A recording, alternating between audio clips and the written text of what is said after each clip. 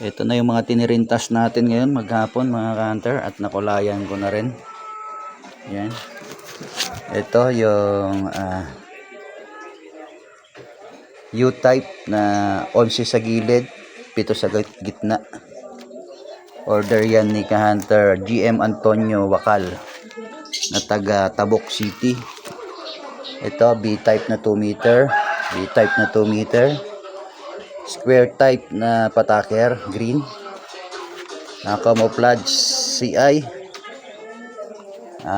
box type CI na brown, 3 meter pataker.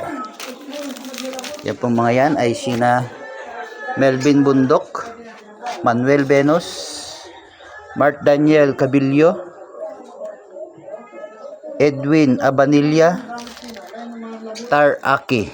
Yan po ang kanilang mga order at aking gagawin bukas. Ipapadala ko na sa kanila bukas ng hapon yan. So, maghapon bukas yan hanggang alas 3. Tapos ko yan lalagyan ng pabilog. Thank you mga kater. Bye bye.